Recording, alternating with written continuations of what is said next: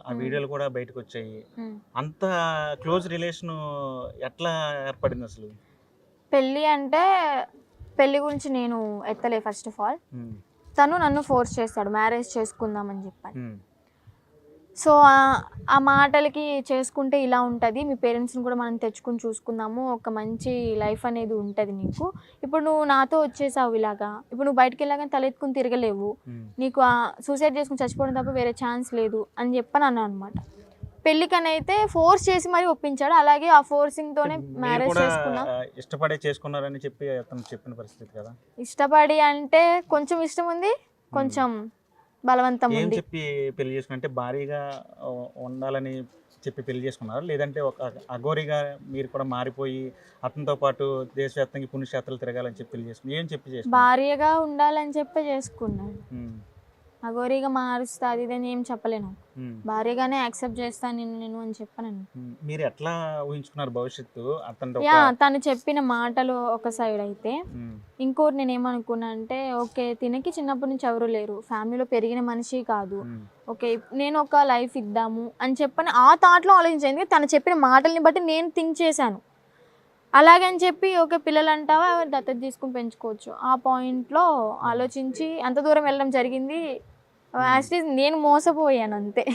అంటే ఫ్యామిలీ గురించి చెప్పలేదా? అతనికి ఫ్యామిలీ ఉంది, కుటుంబం ఉంది.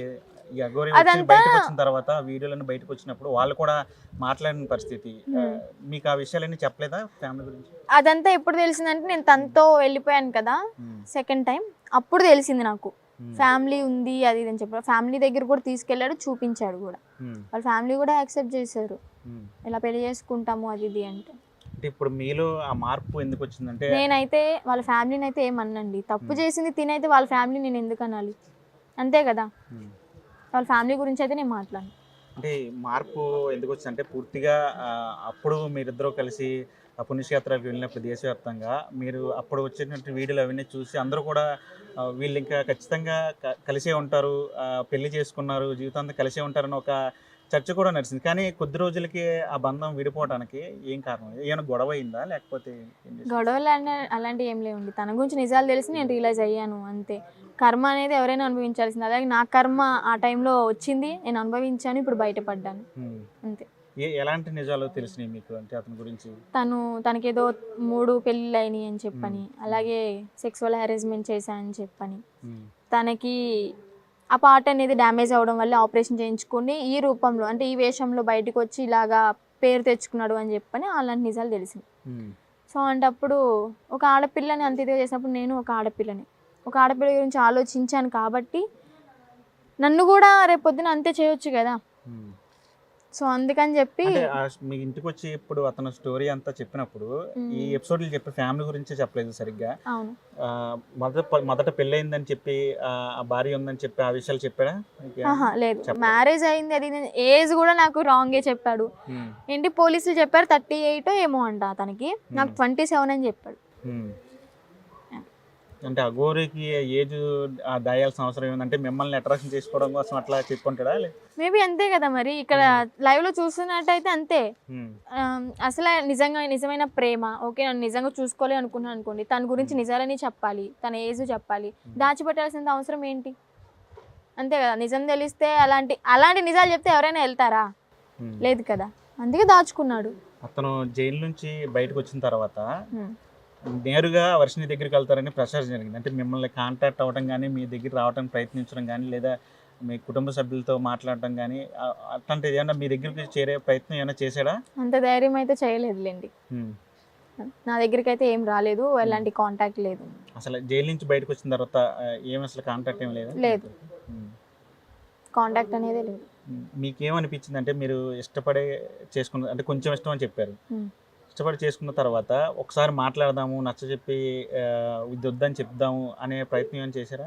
లేదా ఎంత ప్రయత్నించా అనిపించలేదా అట్లా? యాక్చువల్‌గా మ్యారేజ్ అయిన తర్వాత హ్మ్. వీడియోస్ అవన్నీ బాగా ట్రోల్ అయినాయి గదా!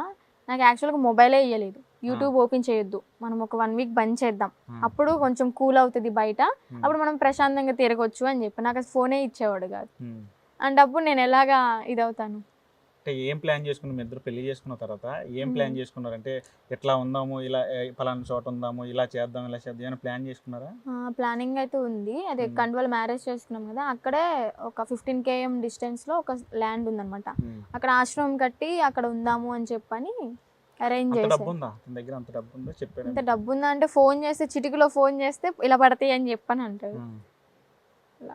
ఎప్పుడన్నా అలా చేసి చూపించాడా? నేను పలానా వాళ్ళకి ఫోన్ చేస్తాను, నాకు డబ్బులు ఇస్తారు, చూడు చెప్పాడు కావాలి కానీ మీ దగ్గర ఏదన్నా చెయ్యలే.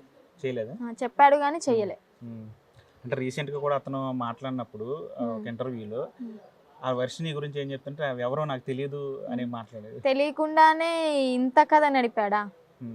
తెలీదు అని చెప్పినంత సింపుల్ కాదు తెలీదు అన్న వర్డ్.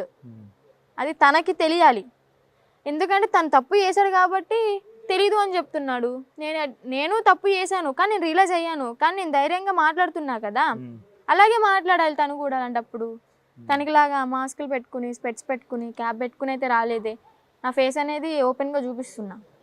ఎందుకంటే మీ గురించే అంతకు ముందు వరకు డ్రెస్ లేకుండా, బట్టలు లేకుండా పూర్తిగా అగోరిలా తిరిగి అతను ఇప్పుడు కళ్ళజోడు పెట్టుకొని, మాస్క్ పెట్టుకొని, డ్రెస్లు వేసుకొని తిరుగుతున్నా కదా. అంటే మీ గురించే, అంటే మీ నుంచి తప్పించుకోవడానికి అట్లా చేస్తున్నారా, లేదంటే తప్పించుకోవడానికో అది ఇంకో వేషమో కొత్త వేషం మేము ఎవరికి తెలియదు కదా. మేబీ అలాగ డ్యామేజ్ అయిపోయాడు కాబట్టి ఇలాగ కొత్త రూపం అంతే. సాధారణంగా అతను అఘోరి కాబట్టి అతనికి, అంటే ఇప్పటి వరకు జరిగిన ఎపిసోడ్ వల్ల అతనికి ఏం నష్టం లేదు, కానీ మీకు చాలా తను అఘోరి అయితే ఫస్ట్ ఆఫ్ ఆల్ చూడకుండా ఇప్పుడు కాలభైరవ అష్టకం పాడి వినిపించమని చెప్పండి, అంతే కదా. ఏదైనా అమ్మవారిది మంత్రం చెప్పమని చెప్పండి, వందే మాత్రం పాడమని చెప్పండి, అంతెందుకు పర్ఫెక్ట్గా వందే మాత్రం పాడమని చెప్పండి. నేనైతే ఇది ఛాలెంజ్ చేస్తాను. అంటే అతనికి ఏమీ రాదు, అఘోర కాదని చెప్తున్నారా మీరు? అవును, అఘోర కాదని చెప్తున్నాను. నేనున్నప్పుడు కూడా కార్ డ్రైవింగ్ చేయడము, తినడము, సిగరెట్ తాగడము, అంతేగాని ఎలాంటి సాధన లేదు నా దగ్గర ఉన్నప్పుడు కూడా. ఏం చేయలే. నార్మల్ గా ఇంట్లో ఉన్నప్పుడు పూజలు చేసేవాళ్ళని చెప్పారు కదా, ఏం పూజలు చేసేవాడు? మా ఇంట్లో ఉన్నప్పుడు ఒక్కసారి అండి ఏం జరిగింది, వచ్చిన 2 days కి, ఆఫ్టర్ 2 days ఒక అరగంట నేను సాధన చేసుకుంటా అన్నారు. వెళ్ళాడు రూమ్లోకి, అంటే మా విండోస్ ఓపెన్లోనే ఉంటాయి అన్నమాట. వెళ్ళాడు, సాధన చేసుకుంటున్నాడు. చూశాను, అంటే చూస్తూ ఉంటాం కదా అయిపోయిందా లేదా అని చెప్పని. సాధన చేసుకుంటున్నాడు, అలా కళ్ళు మూసుకుని ఇలా కూర్చొని ఒక 20 minutes ఉన్నాడు అంతే. తర్వాత బయటకు వచ్చేసాను అనమాట. అంటే ఒంటి కాలు మీద నేను మంచు కొండలు 6 గంటలు నుంచోగలను, ఐస్ మీద ఇలా సాధన చేయగలను అనేవాడు. ఒక 20 నిమిషాలు కుదురుగా కూర్చోలేకపోయాడు. అదేం సాధన అని నేను అంటాను. అంటే ఇప్పుడు అంటే మీరు అప్పట్లో ఇవన్నీ మాట్లాడలేదు కదా అని అనొచ్చు, కానీ అప్పుడు నాకంత ఇది లేదు కదా, తెలివి అంత ట్రాన్స్లోకి వెళ్ళిపోయాను, తీసుకెళ్ళాడు. ఇప్పుడు ఆ ట్రాన్స్ నుంచి బయటకు వచ్చాను కాబట్టి ఇవన్నీ చెప్పడం జరుగుతుంది. అంటే మీకు ఏమన్నా మన పాతకాలంలో చెప్తా ఉంటారు, అంటే మందు పెట్టారు ఎట్లా అని, అట్లా అటువంటిది ఏమైనా జరిగింది, ప్రయోగం జరిగింది అనుకుంటున్నారా? మందు అంటే అవి నేను నమ్మనులేండి, కేవలం మా మాటల ద్వారా. ఏమో తను చెప్పలేం కదా. అంటే ఇప్పుడు ఏం కోరుకుంటున్నారంటే అతని వల్ల మీ జీవితం చాలా డ్యామేజ్ అయింది. ఇప్పుడు చాలా కాదు, చాలా అంటే చాలా డ్యామేజ్ అయిపోయింది, పూర్తిగా కొలాప్స్ అయిపోయింది. నేను నా లైఫ్, నా జీవితాన్ని పైకి తెచ్చుకోనంత కిందకి వెళ్ళిపోయాను అనమాట. అదే నేను బ్యాకప్ ఇచ్చుకుని ఇప్పుడు నేను నా జీవితాన్ని సర్దుబాటు చేసుకుని పైకి రావాలని కోరుకుంటున్నాను. ఇప్పుడు మీ పేరెంట్స్ ఉంటున్నారా మీరు? అవును, అమ్మ నాన్నతోనే ఉంటున్నానండి. వాళ్ళు ఏమంటున్నారు మిమ్మల్ని? అంటే ఇప్పుడు ఇలా మీరు మారిన తర్వాత కెరీర్ మీద ఫోకస్ పెడుతున్నప్పుడు వాళ్ళ నుంచి ఎట్లాంటి సపోర్ట్ ఉంది? నేను అతను వెళ్ళిపోయినప్పుడు అదే సపోర్ట్ ఉంది అమ్మ నాన్న దగ్గర నుంచి. ఇప్పుడు మళ్ళీ తిరిగి వచ్చినప్పుడు కూడా సేమ్ అదే రియాక్షన్, అదే సపోర్ట్ ఉంది. దానికి నేను చాలా థ్యాంక్స్ చెప్పుకున్నాను నా ఫ్యామిలీకి. సపోర్ట్ అనేది ఇంత కూడా తగ్గలేదండి పేరెంట్స్ తరపు నుంచి అయితే. వాళ్ళు ఎప్పుడు నాకు సపోర్ట్ చేస్తూనే ఉన్నారు. మీరు అఘోరి పేరు చెప్పినప్పుడు చాలా కూల్గా సమాధానం చెప్తున్నారు, మాట్లాడుతున్నారు, కానీ అతను చాలా ఫైర్, వర్షిని అని పేరు చెప్తేనే ఫైర్ అయిపోతున్నారు. అంటే